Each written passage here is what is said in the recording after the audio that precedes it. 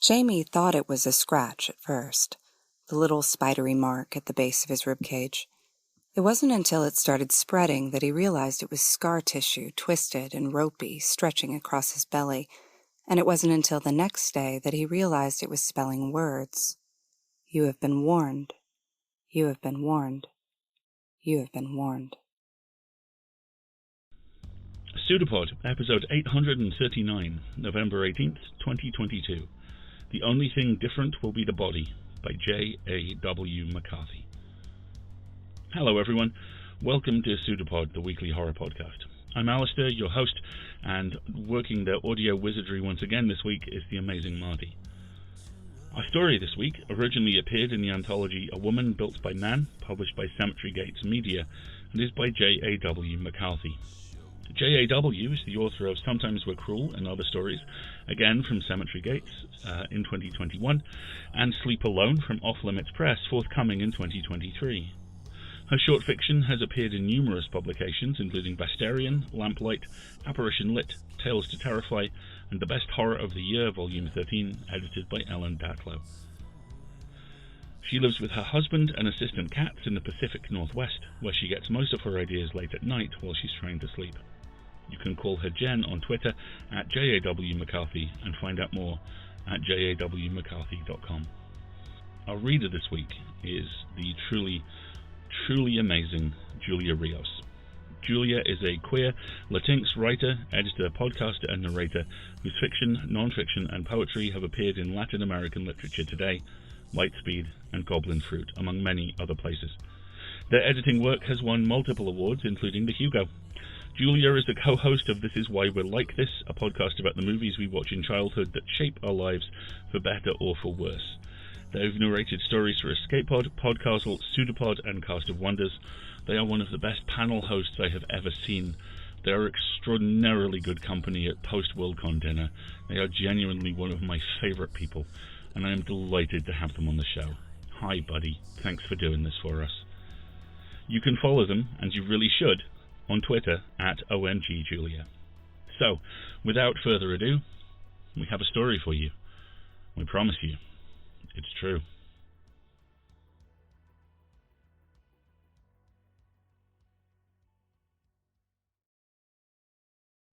The Only Thing Different Will Be the Body, by J.A.W. McCarthy. Narrated by Julia Rios. My great-grandfather was an angel. When I told men that, they laughed. When I made it clear I was serious, they looked at me like I was crazy. For some, their eyes took on a blood-flushed sheen as they calculated the kind of fuck I'd be. Those men were the typical ones, the wrong ones. The best ones, the almost, maybe, please be right ones, dared me to prove it. Tonight's man, Aaron, as he introduced himself upon pouring my third drink, grinned, lips parted on the edge of a laugh when I told him. His smile twitched, then flattened as I let the silence hang in the air between us. Prosecco sat uncorked, warming in the tepid swirl of bodies all around us. Marshmallowy perfume and patchouli-heavy body spray muddied the rich spice of the bourbon in front of me.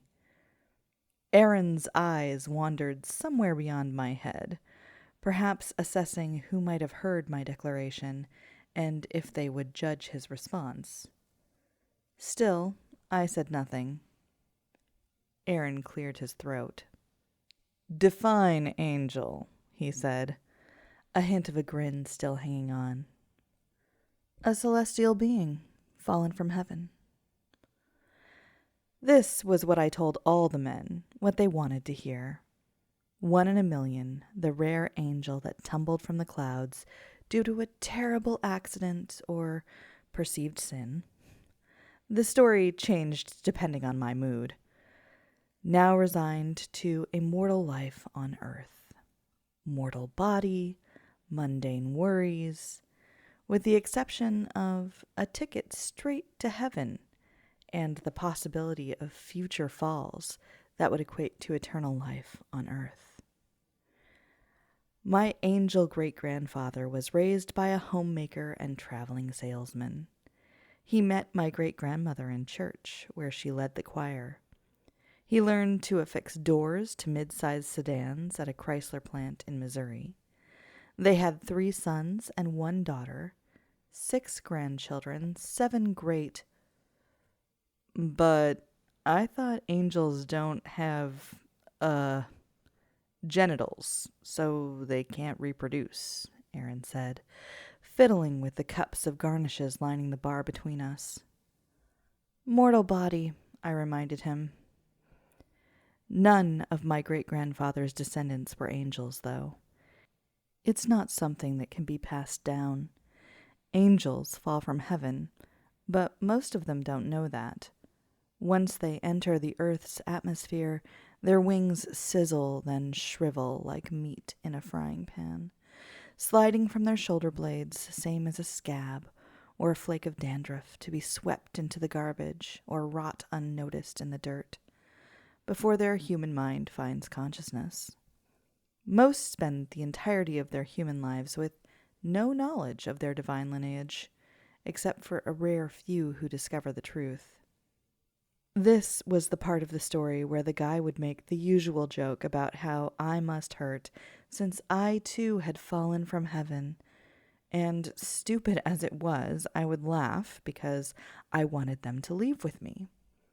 Aaron, though, didn't need me to laugh at another lame joke.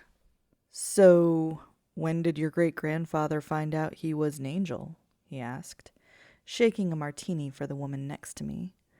He muddled mint and sugar with his other hand, eyes on that glass, so I couldn't tell if he was messing with me or if he was truly interested.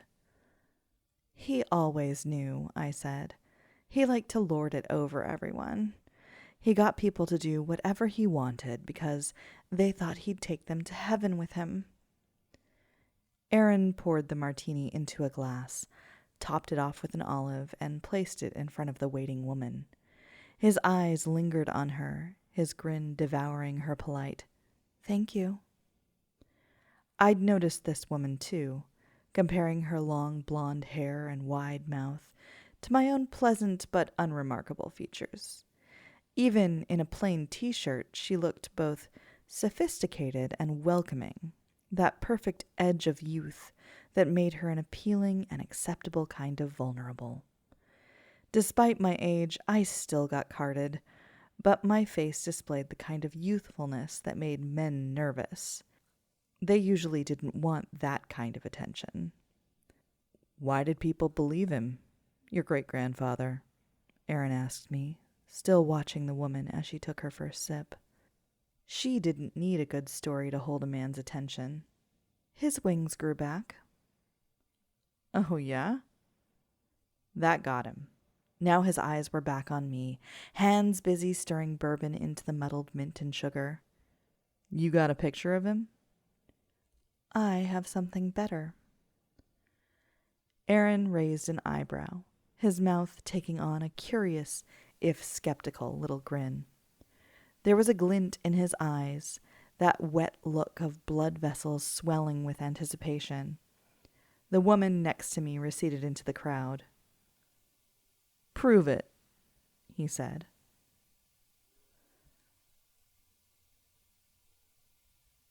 On his deathbed, clutching his daughter's hand so tight she thought he'd pull her skin right off if she so much as twitched, my great-grandfather said, "Don't you worry, sweetheart. I promise this isn't the end of me. I will come back. The only thing different will be the body." After his human form expired, the family waited for him to ascend before their eyes, anticipating a majestic set of wings to unfurl as his body was sucked into the heavens in a golden shaft of light. Instead, he lay there on his sweat-stained sheets, jaw dropped open for 3 days, before the family finally buried him. My grandmother, his daughter, was the one who cut the stunted, curled wings from his back. She didn't see how those featherless limbs of webbed flesh over knobby-boned armature could fly her father all the way to heaven, but his deathbed promise cast a shadow over her every waking moment. To her brother's horror, she tried to burn the wings in the backyard, but the boys were able to save one of them. They made it into a relic, this holy remnant of their father, no bigger than a child's arm. It was about as majestic as the newspaper-lined apple crate they kept it in. The wing was passed down to the next generation, a token of the power in our bloodline, a power that my grandmother often reminded was not actually in our blood. "He can't come back," she would say, sadness, caution, or dread in her tone, depending on her mood that day. She wouldn't elaborate, and she never said such words in front of her brothers. The wing withered to nothing more than a slab of jerky on bone, much like my grandfather's earthly form in the ground. His sons and grandsons waited for him to return, but the babies born into our family never landed bruised and ready to claim their glory. Generations of men rubbed that desiccated bit of angel flesh against their lips, eyes wet and feverish with prayer.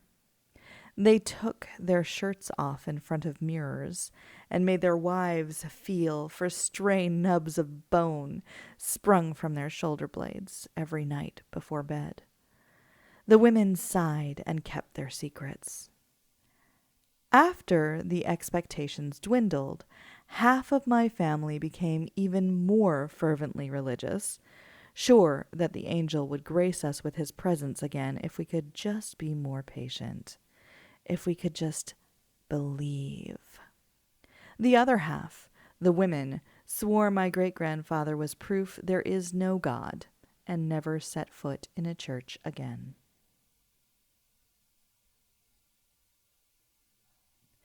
As Aaron and I stood in my storage unit, I held the wooden box aloft, revealing the mummified length of flesh and bone atop crumbled newspaper. "Jesus!" he exclaimed, taking a step back. His face was pinched as if anticipating the pungent odor of decay instead of the mild mustiness that dissipated in the air between us. All men reacted this way upon seeing the angel wing, but for most it was because they didn't believe there would actually be anything in the box. Even after I told them the story of how the wing came into my possession, these men still believed it was an elaborate joke or a delusion they needed to humor in order to get into my pants. "You're shitting me, right? That's like a seagull wing or something."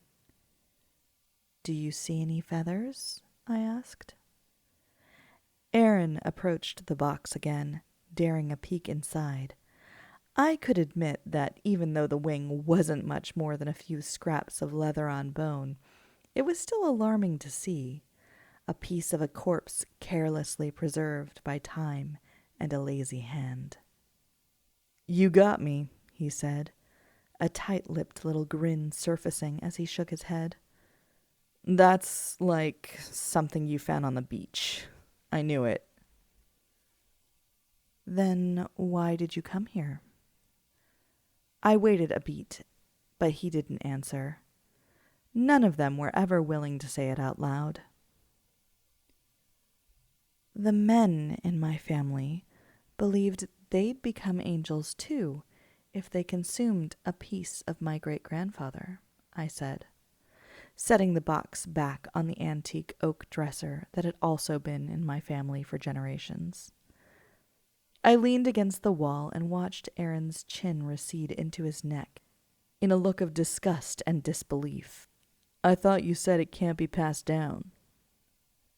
"That didn't stop them." Arms crossed, Aaron leaned over the box again. "So they actually ate pieces of this? Your great-grandfather? Like cannibalism?" I joined him in peering into the box, lingering as if we both expected our faces to light up with a reflected glow. I never saw that happen myself, but I knew some men did by the way they reacted. That prick of recognition, then the gobsmacked gloss when the promise of heaven unfolded in their widening eyes. The moment when the unthinkable became not only palatable, but paramount. "See that there? All these gaps?" I said, pointing out the snippets of naked bone between islands of tattered leather. What was left of the flesh was torn and pocked, a veil of desiccated skin and muscle, at one time carefully pinched and picked by fingers searching for glory. I could imagine what it had felt like between the teeth of the men in my family, molars grinding meat that in the end gave the lucky ones nothing more than a stomach ache and a bruised ego. "That's where they tore a piece off," I said. Aaron's grimace resurfaced. "And they ate it? Seriously? You know how Victorians used to eat Egyptian mummies because they thought it could cure illnesses? It's just meat." "You're fucking with me," he said. "Try it." "Why should I?" I offered him my best coy smile. "Maybe it's you. Maybe you're an angel." Aaron laughed. "What about you?" he asked, closing in on me. He ran gentle fingers against my temple, pushing the hair from my face. "Did you try it? Are you an angel?" "Sadly, no. I am not an angel." He leaned in to kiss me, but I pressed my lips together and turned away. "Not until you try it." "You're serious?"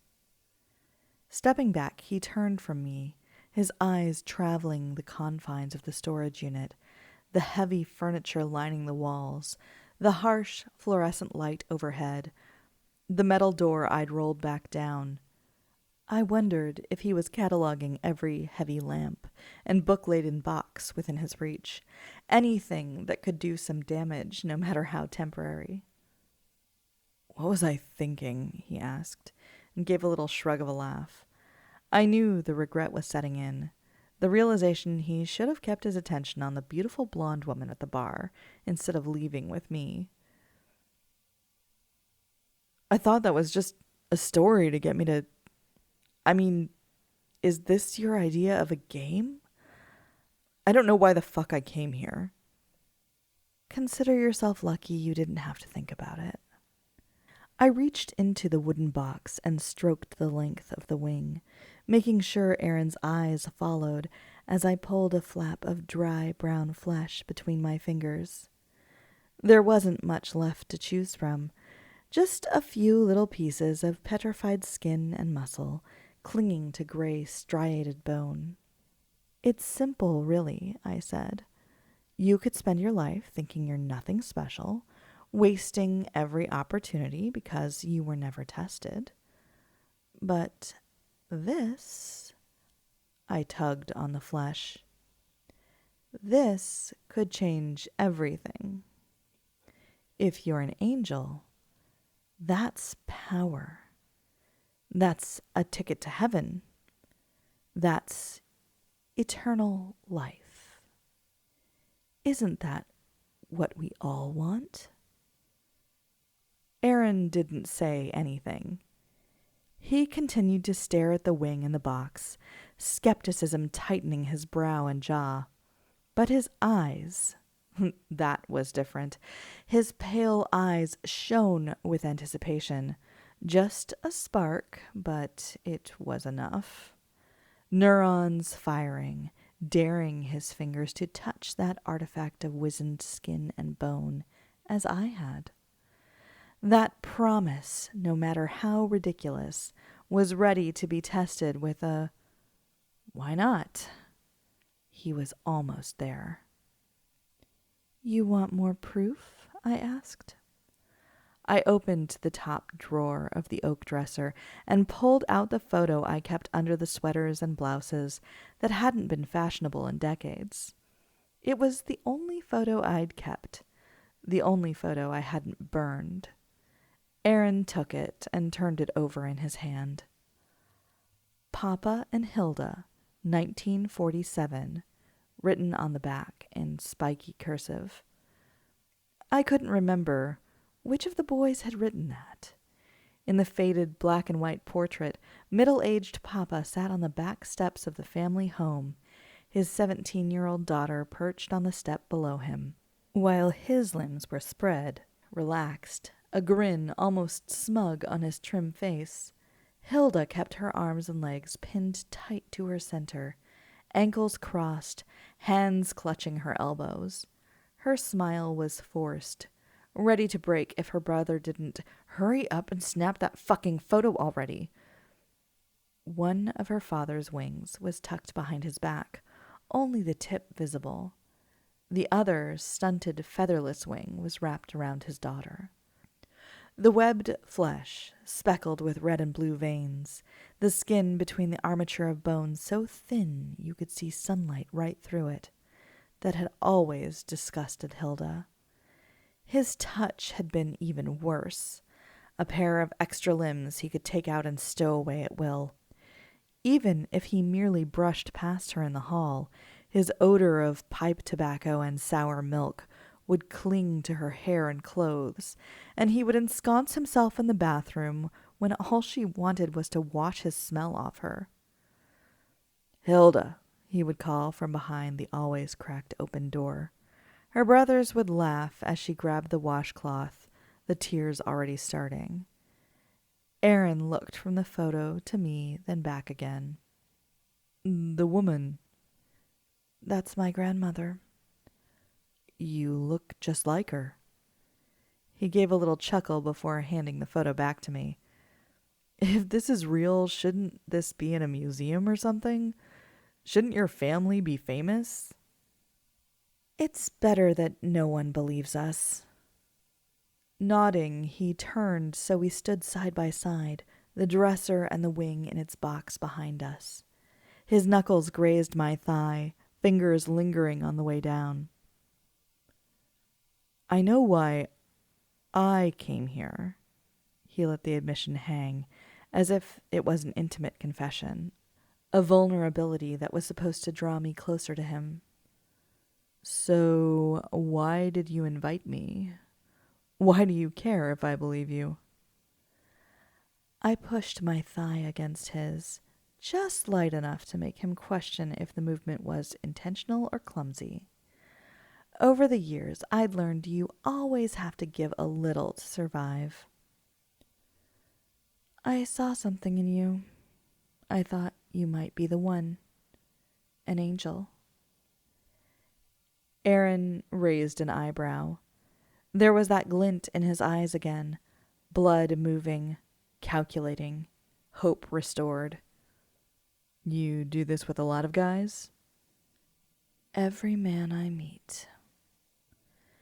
This time I kissed him, my hands on his shoulders, the sweet, hot spice of bourbon still on our tongues.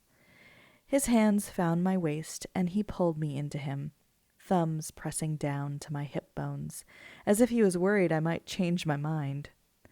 At the bar, it had been impossible to smell anything over the suffocating blanket of dozens of colognes and perfumes. The hot breath of beer and charcuterie every time the patrons around me opened their mouths. Maybe a hint of BO when someone brushed by me on the way to the bathroom. Though only inches from me as we'd talked, I hadn't been able to smell Aaron from behind the miasma. Now, alone and skin on skin, I got what I needed. He smelled of pink hand soap and pocket weed, and under that, something familiar.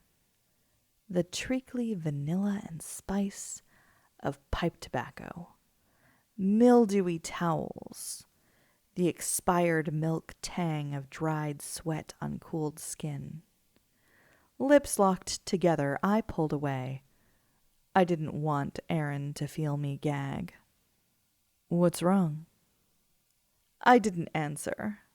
I gave him another coy smile, then reached into the box and tore free a swatch of shriveled flesh from where the wing once met the body. It came away easily, not much left to anchor it to the bone. As Aaron watched, I opened my mouth wide and placed the piece of skin on my tongue. He blanched as I made a show of grinding the skin between my teeth. "No way!" he shrieked. But he didn't look away.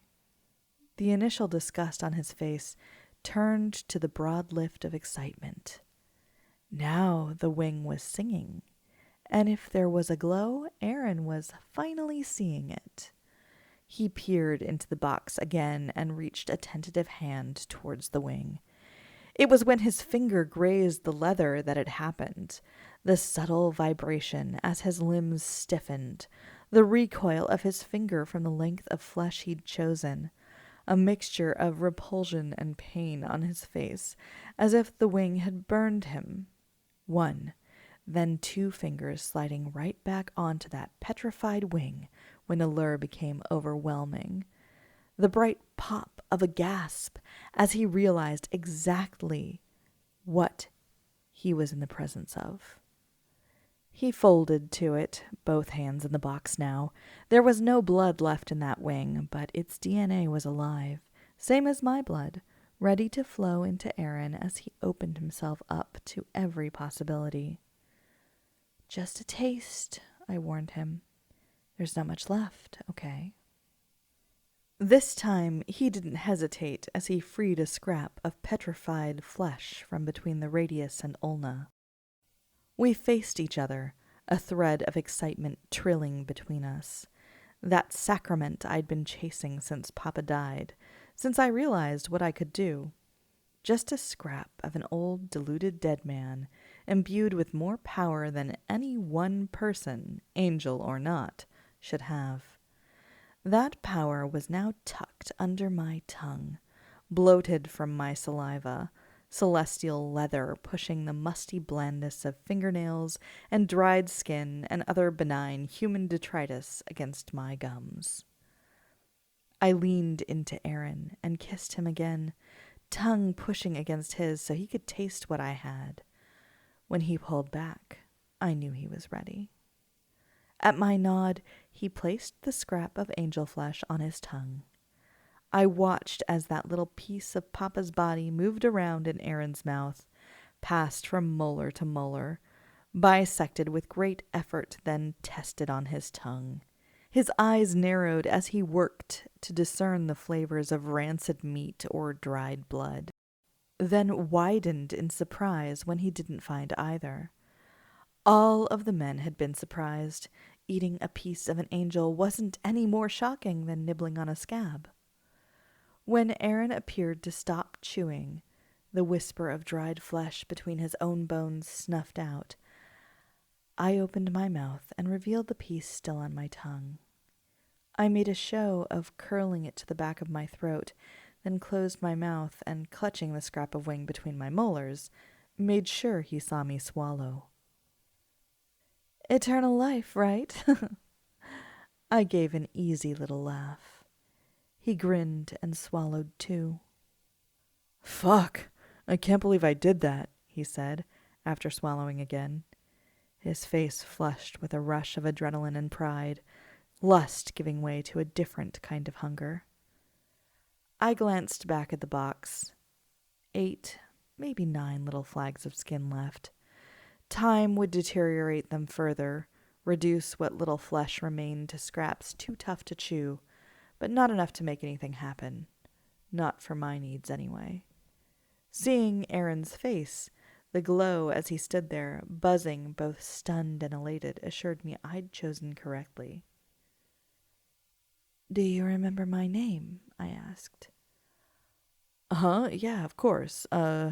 He paused, eyes dilated, struggling to focus on me as his mind caught up to the subtle changes taking place in his body. "Heidi? Hill? Fuck, sorry, it's Hillary. Hillary. It's Hilda. I held up the photo again, but he didn't need to see it. As he realized what was happening, the seed already taken root in his stomach, sprouting in his bloodstream, racing long fingers up his spine to anchor in his shoulder blades, he stumbled backwards, arms crossed, hands reaching toward his back. My name didn't matter. My words didn't matter.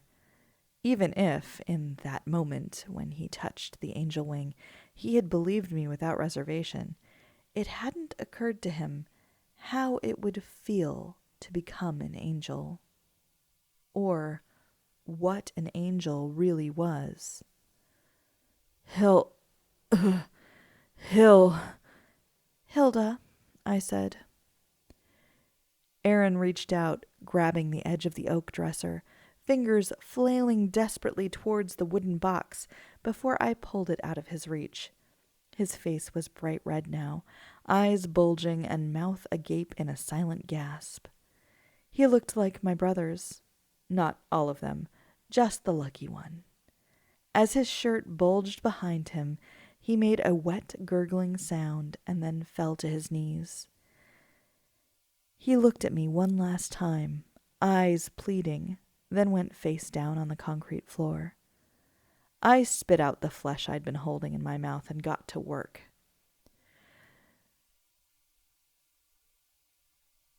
The first time I tasted my father's flesh, all I got was a stomach ache. My brothers wouldn't allow me near the remaining wing after I'd thrown those pieces of our father in the fire. But I stole a piece months later, after the flesh had dried to leather and it somehow seemed less repulsive. Just a bit of magical jerky, as the Victorians must have thought of those mummies they consumed.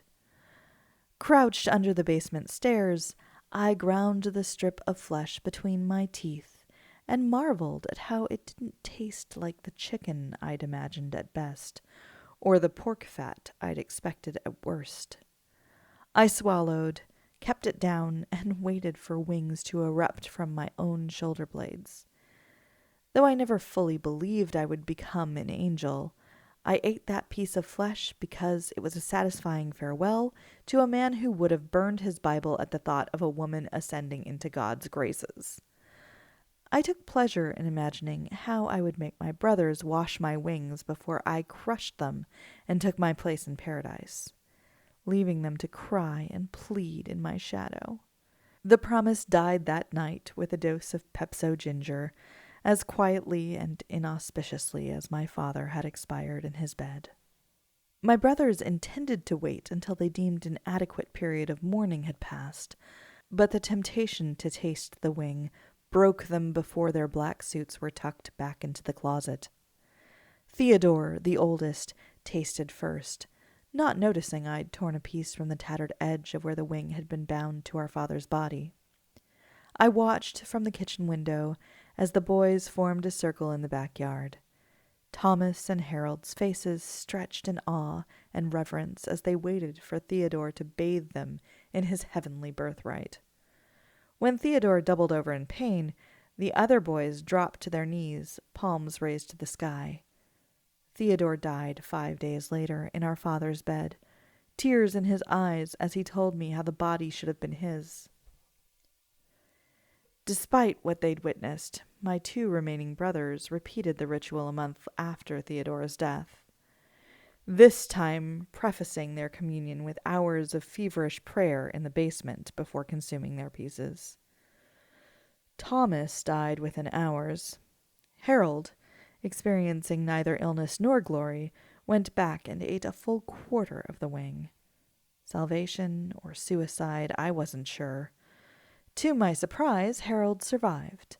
I thought he'd become ill like I had, but the only ache he experienced was from his shoulder blades stretching into the armature of wings. Once the pain of rapidly expanding bone and skin subsided, he took on a wild-eyed glow and talked of his impending fame and fortune. We would go on the road, he said, and I would receive the honor of attending to his needs while he was feted in churches and adored in Hollywood. "Finally a purpose for you, Hilda," he crowed, hovering to assure I cooked a meal worthy of his new magnificence. He demanded I save his sheets. "We'll sell them as holy artifacts." But I couldn't bear the smells of lukewarm milk and oily skin that permeated every room of our house. When Harold wrapped his wing around me, I was in our father's embrace, that veiny, webbed flesh marking me, making me his. One night, while he slept, I took a kitchen knife to my brother's throat, ready and willing to suffer eternal damnation for killing an angel. After Harold took his last breath, I cut his wings from his back. This time, instead of throwing them in the fire, I stored them in the basement, in their own apple crate next to our father's. Those wings, once mummified, called to me. Leather and bone sang in the basement, what I imagined every man in my family must have heard. And it didn't take long for me to answer.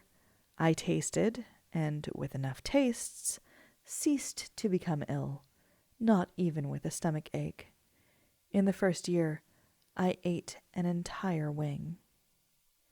From that first bite forward, I never aged a day.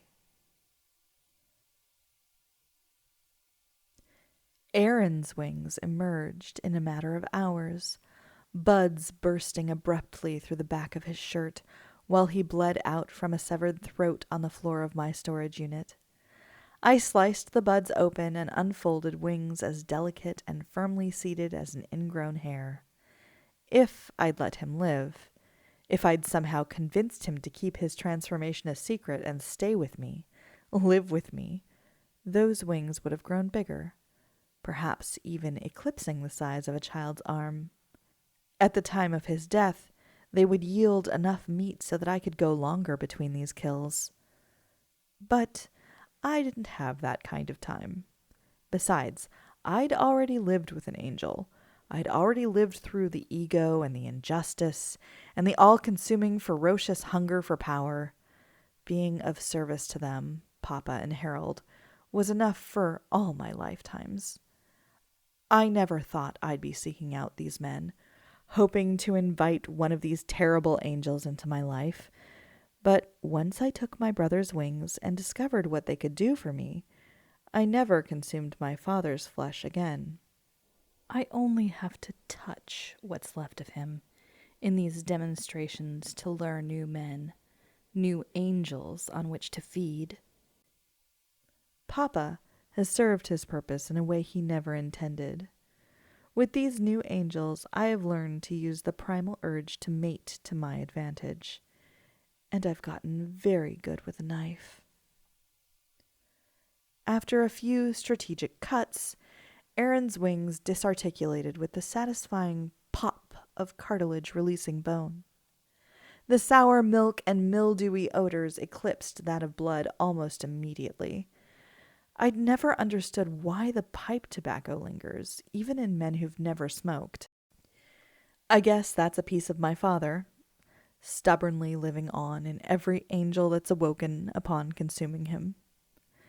As I drained the wings over a bucket, I gripped the bones beneath the skin and remembered how Papa's wing had felt around my shoulders, how my brother Harold's wings had tried to make the same marks.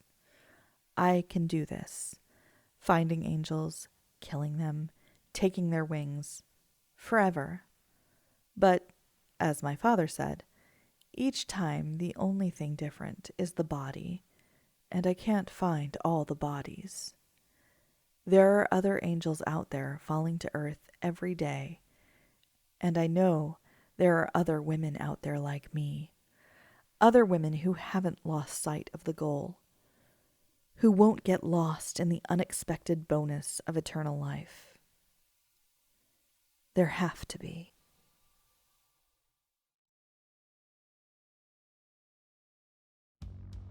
So, it turns out that as well as epistological stories and sea stories, angel stories are absolutely my favourite thing. Frank Capra's good-natured mischief maker, Gregory Wyden's pained avian berserkers, Scott Stewart's cheerfully frantic warrior angels, and of course the polite, recalcitrant, desperately sad muses of Wim Wenders' Wings of Desire and Far Away So Close. There are so many others, and not all of those are horror, but all of them are worth your time, even as they buy into the familiar shape of the angel story. Tall, brave, bad at being people, trying their best. The X-Files Dana Scully Action Catholic arc does a lot of good stuff in the field too, but we don't have time to unpack all that.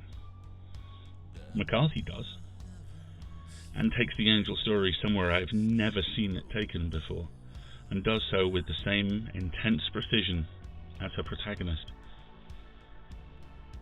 What hits me here is the trust, and the way that trust gives everyone who comes to this story paths through the narrative they can choose. The clearest ones I see will, I suspect, be different to the clearest ones everyone sees, because that's just how perception and art works. But these are the ones I see, and I have a raft of compelling evidence for them. They take us to dark places, but they don't take us there alone. The abuse narrative is there in every twitch of those terrible wings. The proprietorial placing on the heroine's shoulder, the reference to the marks left. This could, and has a strong case for doing so, be read as an abuse-revenge narrative. The angel here is an empty outline of a celestial being filled with a sex criminal. The vengeance taken clearly isn't close to enough for the lead, but it's a start. The horror of disappointment is subtler and somehow kinder, but only just. Angels are self-righteous braggarts that smell of sour milk and that are so inherently wrong, people either fetishize them to obsession or flee from them in horror. The angel in the family is the racist uncle, or the family member who is either trapped in years-old social faux pas or has moved in there and decorated. Every awkward family get-together, now with added cannibalism. Finally, there's the greed and the empowerment it goes hand in hand with. The idea of living forever is genetically compelling. We feel that in our chests. The little deaths here, the tiny sacrifices. It's just a small wing. It's just a little bit of flesh. It's just a life. They speak to addiction, but they also speak to rage. If you want to, you can tie that back to the abuse narrative. If you don't, then this is a coping mechanism with a finely sharpened edge, a means of dealing with an anomalously horrifying yet somehow mundane childhood and the seeds of rage that plants. Jeremy C. Shipp's remarkable novella Bedfellow achieves very similar and similarly brilliant results with an entirely different approach, and if you like this story, and I really did, do please check it out. But finally there's the self-knowledge, and that is where the horror truly lies. That final line is one of several that land hard in this story, and the guilt and horror and self-awareness that lands with it is the after-image left on your eyelids as the story ends. It's worth it. There are others. There have to be. There have to be. Brilliant work. Thank you all. It's the end of a hard year for a lot of people, including a lot of us. And as we turn the last seasonal corner before 2023, we wanted to thank those of you who are able to support us financially and creatively. This is a horrific time to be a creative. It's a horrific time to be running any form of arts organization. It's a pretty horrific time to be awake, it seems, some days, and we are incredibly cognizant of the support we have and just as grateful for it. Without it, we stop existing. It's really that simple. With it, we can keep telling stories for you. Please support us if you can. We've got PayPal and Patreon subscriptions that start at $5 a month. Both of those get you access to a colossal audio archive, a place I was once chased through by ghosts.